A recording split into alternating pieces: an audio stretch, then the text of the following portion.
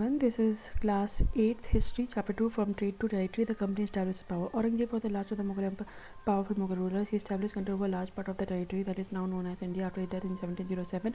Many Mughal governors, Subadars and epic Jamandars began asserting their authority and establishing regional kingdom. As powerful regional kingdom emerged in various parts of India, Delhi could no longer function as an effective center. By the second half of the 18th century, of a new power is emerging on the political horizon, and the British second half of the 18th century, मतलब 1750 के बाद. Did you know that the British originally came as a small trading company and were reluctant to acquire territory? How then did they come to be masters of a vast empire? In this chapter, you will see how this came about. Bahadur Shah Zafar and his son being arrested by the Captain Hudson. After Aurangzeb, there was no powerful Mughal ruler. But Mughal empires continued to be symbolically important. In fact, when a massive rebellion against the British rule broke out in 1857, Bahadur Shah Zafar, the Mughal emperor at the time, was seen as a natural leader. Once the revolt was put down by the company, Bahadur Shah Zafar was forced to leave his kingdom and his sons were shot in the cold blood. East India comes east. In 1600, the East India Company acquired a charter from the ruler of the England, Queen Elizabeth I, granting him the sole right to trade with the East. This meant that no other trading group in the English could compete with the East India Company sole right. With this charter, the company could venture across the ocean looking for new land from where it could buy goods at a very cheap price and carry them back to the Europe and sell at a higher price. The company did not have to fear competition from other English trading companies. Mercantile trading company in those days made profit primarily by excluding competition, so that they could buy cheap and sell dear. This is mercantile, a business enterprise that makes profit primarily through trade, buying goods cheap and selling them at higher prices. The Royal Charter, however, could not prevent other European powers from entering the eastern market. By the time the first English ships sailed down the west coast of Africa round the Cape of Good Hope and crossed the Indian Ocean, the Portuguese had already established their presence in the western coast of India. By the time the Royal Charter, however, could not prevent other European powers from entering the eastern market. By the time the first English ship sailed down the west coast of Africa, round the Cape of Good Hope, and crossed the Indian Ocean, the Portuguese had already established their presence in the western coast of India and had their base in Goa. In fact, it was Vasco da Gama, Portuguese explorer, who had discovered the sea route to India in 1498. By the early 17th century, the Dutch too were exploring the possibilities of trade in 17th century. By the early 17th century, so much to 1600 के आसपास, Indian Ocean, soon the French traders arrived in the scene. The problem here was that all the companies were interested in buying the same thing, the fine qualities in cotton and silk produced in India had a big market in Europe. Pepper, clove, cardamom, cinnamon, too were in demand. Competition among the European companies immediately pushed up the prices at which these goods could be purchased, and this reduced the profit that could be earned. The only way the trading companies could flourish was by eliminating the rival competitor. The urge to secure market therefore led to the fierce battle between the trading companies. Through the 17th and 18th centuries, they regularly sank each other's safe blocked route, prevented rivals from moving with supplies of goods. So trade was carried on with arms, and the trading posts were protected through fortification. This effort to fortify the settlement and carry on profitable trade also led to the intense conflict with local rulers. The company therefore found it difficult to separate trade from the politics. Let us see how East India Company began trade in Bengal. The first English factory was set up on the bank of the river Hooghly in 1651. First English factory was set up on the bank of river Hooghly in 1651. This was the base from which the company traded, known at the time as factors. Operated. The factory had a warehouses where goods were for export were stored, as it had office where the company officials sat. As trade expanded and company persuaded merchants and traders to come and settle near the factory. By 1696, it began building a fort around the settlement. 2 years later, it bribed Mughal officials into giving the company zamindari right over the 3 villages. One of these was Kalikata, which grew into the city of Calcutta or Kolkata as it is known today. It also persuaded the Mughal emperor to issue a farman granting the company the right to trade duty-free. Farman was a royal edict or order. The company tried continuously to press for more concessions and manipulate existing privileges. Aurangzeb Farman, for instance, had granted only the company the right to trade duty-free, but officials of the company who were carrying on private trade on the side were expected to pay duty. But the officials of the company, he had granted only the company the right to trade duty free, but officials of the company who were carrying on private trade on one side were expected to pay duty. This they refused to pay, causing an enormous loss of revenue for Bengal. How could the Nawab of Bengal, Murshid Quli Khan, not protest? Local boats bring goods from ship in Madras, pointed by William painted by William Simpson in 1867. How trade led to the battle. Through the early 18th century, the conflict between the company and the Nawab of Bengal intensified. After the death of Aurangzeb, the Bengal Nawab asserted their power and autonomy as other regional powers were doing at that time. After this, Bengal Nawabs asserted their power and autonomy.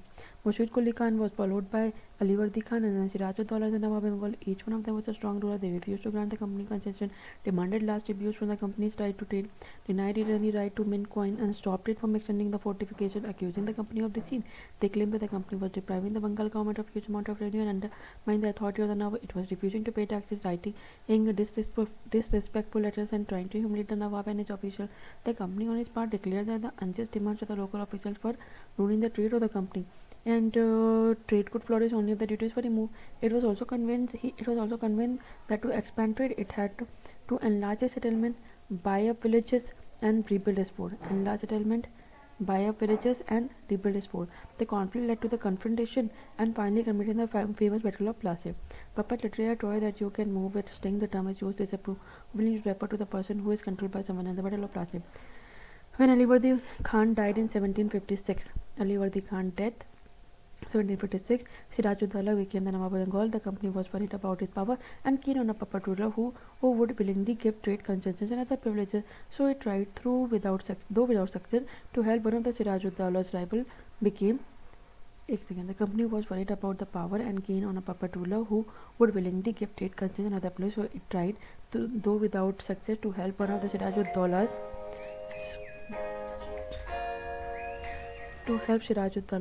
asked the company to stop meddling in the political affairs of its dominion, stop fortification, and pay the revenues. Stop meddling in the political affairs of its dominion, stop fortification, and infuriated Sirajuddaula asked the company to stop meddling in the political affairs of its dominion, stop fortification, and pay the revenues. After negotiation failed, the Nawab marched with 30,000 soldiers to English factory at Kasim Bazar, captured the company official, locked the warehouses, disarmed all Englishmen, and blocked English ship. Then he marched to Calcutta to establish control over the company's port there. On hearing the news of the fall of the Calcutta, company officials in Madras sent forces under the command of Robert Clive, reinforced by the naval fleet. Prolonged negotiation with the Nawab followed. Finally, in 1757, Robert Clive led the company's army against the Sirajuddaula at Plassey. Did you know how Plassey got its name? Plassey is an anglicized pronunciation of Palace, and the place derived its name from the Palace tree, known for its beautiful red flower that yield gulal, the powder used in the festival of Holi. One of the main reasons. The General Courtroom, East India House, Leadenhall Street, the court of the proprietors of the East India Company, had their meeting in the East India House in Leadenhall Street in London. This is a picture of one of the meetings in progress. The defeat of the Nawab was that the force led by the Mir Jafar, one of the Sirajuddaula's commanders, never fought the battle. Clive had managed to secure his support by promising to make him Nawab. After crushing Sirajuddaula, the Battle of Plassey became famous because it was the first major victory of the company. Victory the company won in India. This is Sirajuddaula.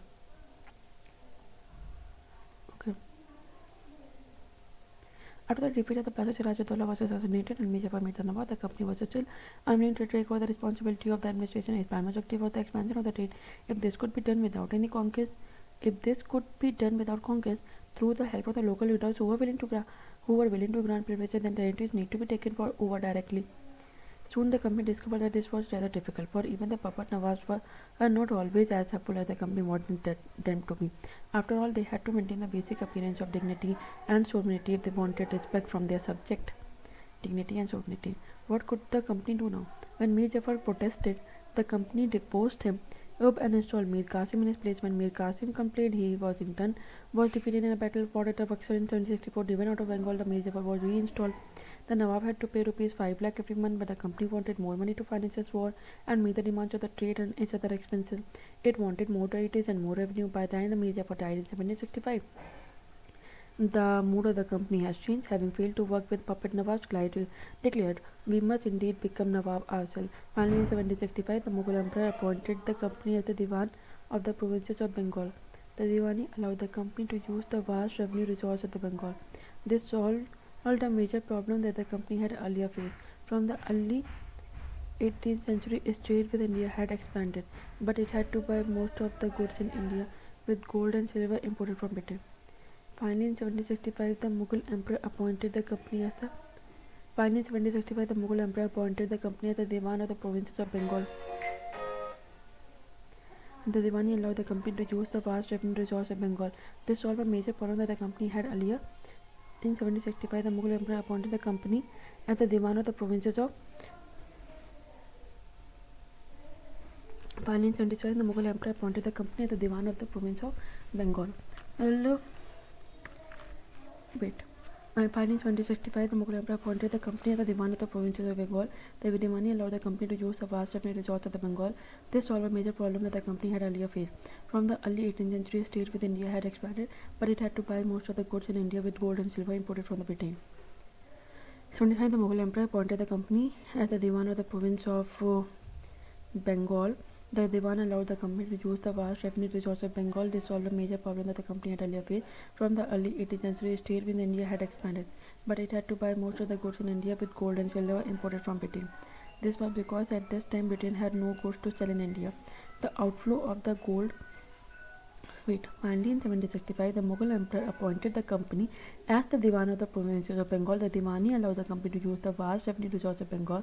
This solved a major problem that the company had earlier faced.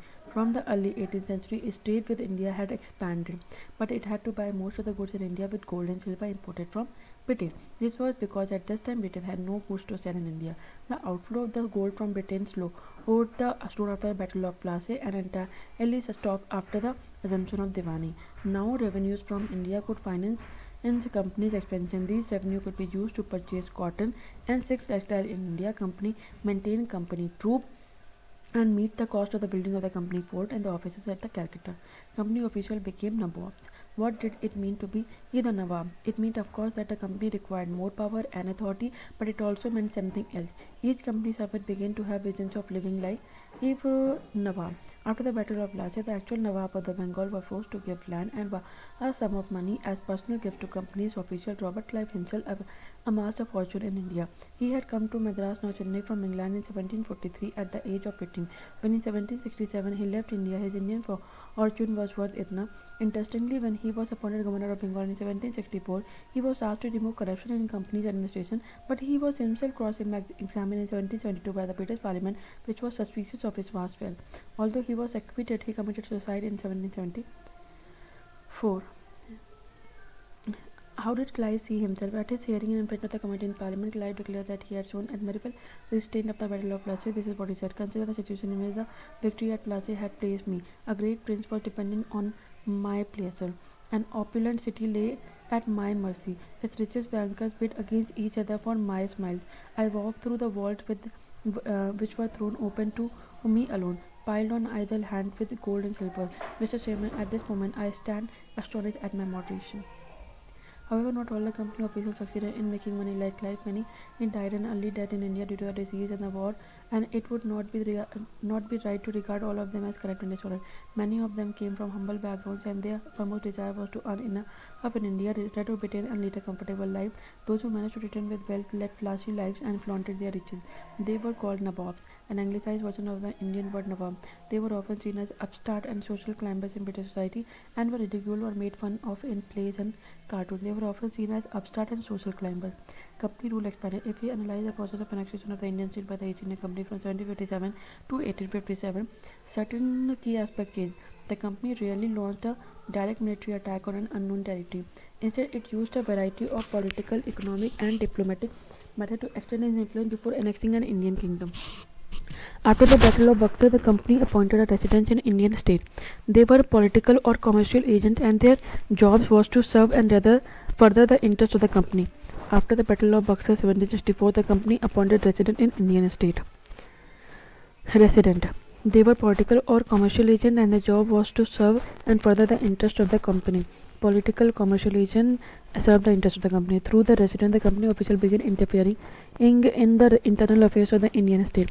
They tried to decide who was to be the successor to the throne and who was to be appointed in administrative post. Sometimes the company forced the state into a subsidiary alliance. According to the term of this alliance, Indian rulers were not allowed to have their independent armed forces if they were to be protected by the company, but they had to pay for the subsidy forces that the company was supported to maintain for the purpose of this protection. If the Indian rulers failed to make the payment, then part of the territory was taken away as penalty. For example, when Richard Wellesley, Governor General from 1798, to 1805, Richard Wellesley. The Nawab of Awadh was forced to give over half of his territory to the company in 1801 as he failed to pay the subsidiary forces. Hyderabad was also forced to create sea territories on similar ground. Nawab Shuja-ud-Dawla of Awadh with his sons and the British resident painted by Tilly Kettle. The treaties that followed the Battle of Buxar forced Nawab Shuja-ud-Dawla to give up much of his authority here. However, he possessed in regal splendor, towering over the resident. What power the resident have? This is what James Mill, the famous economist and the philosopher of Scotland, wrote about the resident appointed by the company. If we place a resident who is really a king of the country, whatever injunctions of non-interference he may act under, as long as the prince act in perfect subservience, and does what is agreeable to the resident, this to the British government, things go on quietly. They are managed without the resident appearing much in the administration of the affair. But when anything of a difficult nature happens, the moment the prince takes the course that the British government think wrong, then comes clashing and disturbance. Injunction means instruction. Subservience means submissiveness. Tipu Sultan, the Tiger of Mysore, the company resorted to direct military confrontation when it saw a threat to his political or the economic interest. Tipu Sultan was the Tiger of Mysore. The company resorted to direct military confrontation when it saw a threat to its political or economic interest. This can be restricted with the case of the southern Indian state of Mysore. Mysore had grown in strength under the leadership of the powerful rulers like Hyder Ali from 1761 to 1782 and his famous son Tipu Sultan from 1782 to 1799. Mysore controlled the profitable trade of the Malabar coast, where the company purchased the pepper and the cardamom in 1785. Tipu Sultan stopped the export of sandalwood, pepper, cardamom through the port of his kingdom and disallowed the local merchant from trading with the company. He also established close. This is Cornwallis receiving the sons of Tipu Sultan as hostages, painted by Daniel. The company forces were defeated by Hyder Ali and Tipu Sultan in several battles, but in 1792 attacked by the combined forces of the Maratha Nizam of Hyderabad and the company. Tipu was forced to sign a treaty with the British by which two of his sons were taken and away as hostages. British painters always liked painting scenes that showed the triumph of the British power, relationship with the French in India, and modernized his army with the help. And the British were furious. They saw Hyder and the Tipu as very ambitious, arrogant, and dangerous rulers who had to be controlled and crushed. 4 wars were fought with the Mysore 1767 to 69, 82 84, 92 92, and 99. Only in the last, the Battle of Seringapatam, did the company ultimately win a victory. Tipu Sultan was killed defending his capital Seringapatam. Mysore was placed under the former ruling dynasty of Vodiyas, and subsidiary alliance was imposed on the state. Kings are often surrounded by legend and their powers glorified through folklore. He is a legend about Tipu Sultan, who became the ruler of Mysore in 1782. It is said that once he went hunting in the forest with a French friend. There he came face to face with a tiger. His gun did not work and his tiger fell to the ground. He battled with the tiger unarmed until he managed to reach down and pick up the tiger. Finally, he was able to kill the tiger in the battle. After this, he came to be known as Tiger of Mysore. He had the image of the tiger on his flag. Tipu's toy tiger. This can be a picture of a big merchant toy that Tipu possessed. You can see a tiger mauling as European soldier.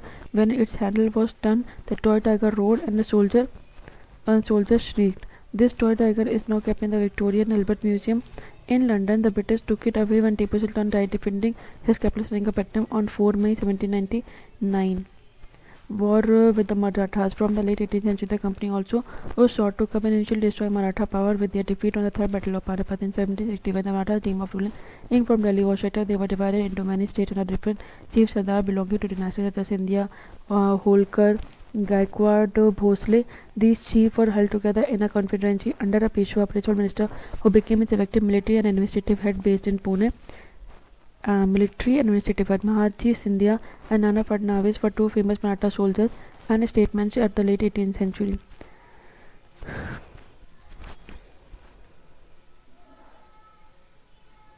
Okay.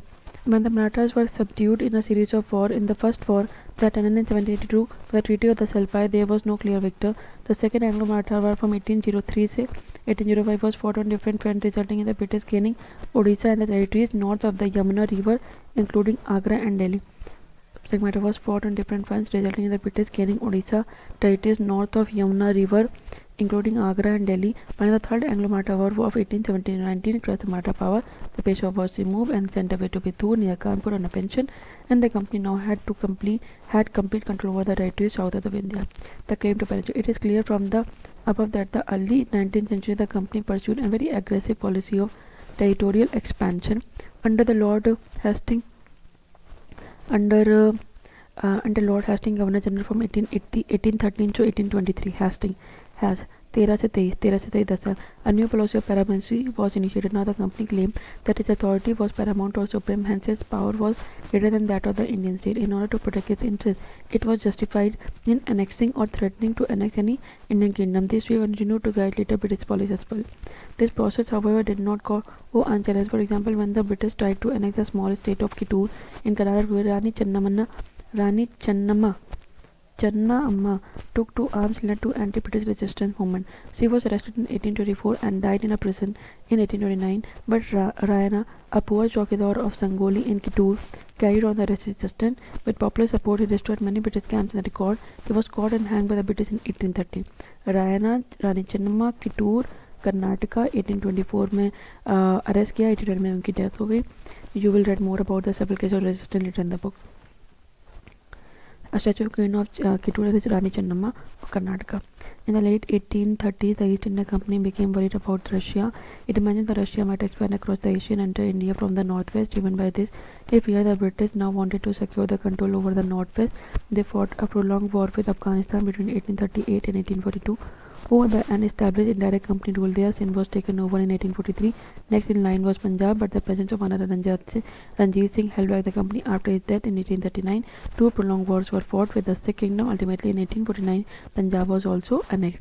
Doctrine of lapse, and the final wave of annexation occurred under Lord Dalhousie, who was the Governor General from 1848 to 1856. He revised a policy that came to be known as Doctrine of Lapse. The doctrine declared that if an Indian ruler died without a male heir, as his kingdom would lapse, that is, become a part of the company directly. One kingdom after another was annexed simply by applying his doctrine. Satara 1848, Sambalpur 1850, Udaipur 1852, Nagpur 1853, Jhansi 1854. Satara Sambalpur 1848, 1850, Udaipur 1852, Satara, Sambalpur, Udaipur, Nagpur 1853, Jhansi 1854. 52, 53, 54. Udaipur, Nagpur, Jhansi. Finally, 1853, the company also took over the Awadh, Maratha Ranjit Singh holding the role. Okay, 1859, the company also took over Awadh. This time, the British had an added argument. They said they were obliged by duty to take over Awadh in order to free the people from the misgovernment of the Nawab. Enraged by the humiliating way in which Nawab was deposed, the people of Awadh joined the Great Revolt that broke out in 1857. Imagine that you are Nawab's nephew and have been brought up thinking that you will one day be a king. Now you find that this will not be allowed by the British because of the new technology. What will you feeling? What will you plan to do? What you can inherit that you can inherit the crown. A portrait of Veer Surinder Sai. Lahore, Delhi, Lucknow, Kathmandu, Baroda, Pune, Hyderabad, Mysore, Madras.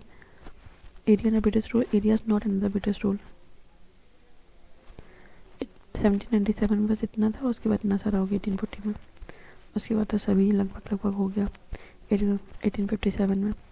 Okay, setting up new administration Warren Hasting 1773 से 17 governor who was the governor general from 1773 to 1785 was one of the many important figures. Warren Hastings 1773 to 1785 figures who played a significant role in the expansion of the company's power. By the time the company acquired power not only in Bengal but also in Bombay, Madras, British territories were broadly divided into administrative units called presidencies. There were three presidents: Bengal, Bombay, and Madras. Each ruled by a governor. The supreme head of the administration was the Governor General. Warren Hastings, the first Governor General, introduced several administrative reforms, notably in the sphere of the justice. Qazi was a judge, Mufti, a jurist of the Muslim community responsible for expanding the law. That the Qazi would administer impeachment, a trial by the House of Lords in England for charges of misconduct brought against a person in the House of the Commons. From 1772 a new system of justice was established. Each district was to have her district में 2 court होंगे, एक criminal court, एक civil court. Criminal court को कहते हैं फौजदारी अदालत और डिस्ट्रिक्ट सिविल कोर्ट को कहते हैं दीवानी अदालत. Maulvis and the Hindu Pandits interpreted Indian law for the European district collectors who presided over the civil court. The criminal court was still under the Qazi and the Mufti. Criminal court जिसके कहते थे फौजदारी अदालत, वो किसके अंदर था? Qazi and Mufti but under supervision of the collector. और सिविल कोर्ट किसके अंदर? डिस्ट्रिक्ट कलेक्टर के अंदर. When Warren Hastings went back to England in 1785 and when Polk accused him of being personally responsible for the misgovernment and to Bengal, this led to an impeachment proceeding in the British Parliament that lasted 7 years. I impeach the common enemy and oppressor of all. Here is a passage from the Edmund Burke's eloquent opening speech during the impeachment of the volunteer. I impeach him in the name of the people of India, whose right he had trodden under his foot and whose country he has turned into a desert. Lastly, in the nature or name of human nature itself, in the name of both the sexes, and in the name of every age, in the name of every rank, I impeach the common enemy and oppressor of all.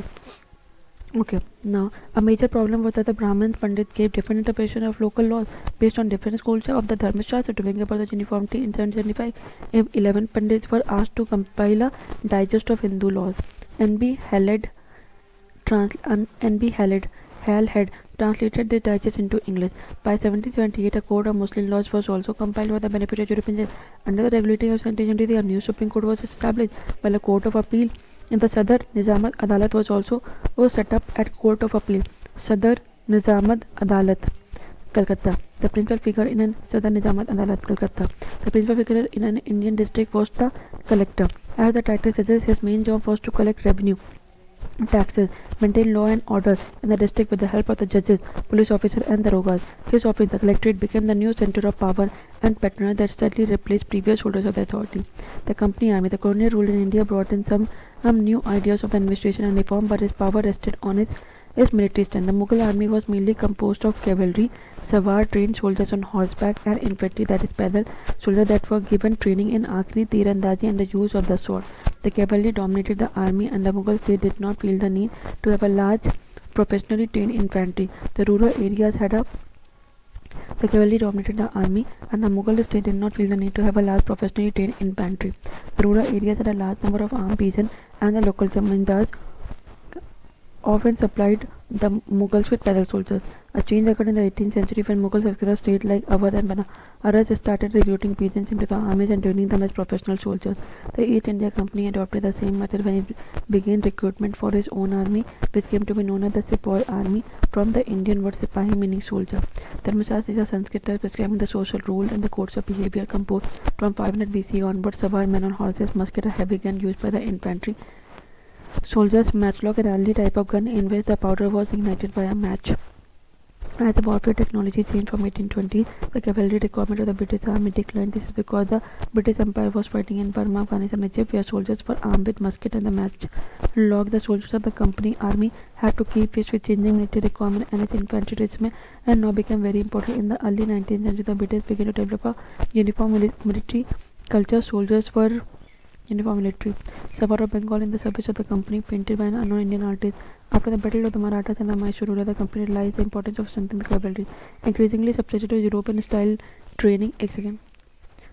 Soldiers were increasingly subjected to European style training, drill and discipline that regulated their life far more than before. Often this created problems since caste and community feelings were ignored in building a force of professional soldiers. Could individuals who easily give up their caste and religious feeling, could they see themselves only as a soldier, not as a member of the community? What did the sepoys feel? How did they react to the changes in their lives and their identity, that is their sense of who they were? The revolt of 1827 gives us a glimpse into the world of the sepoys.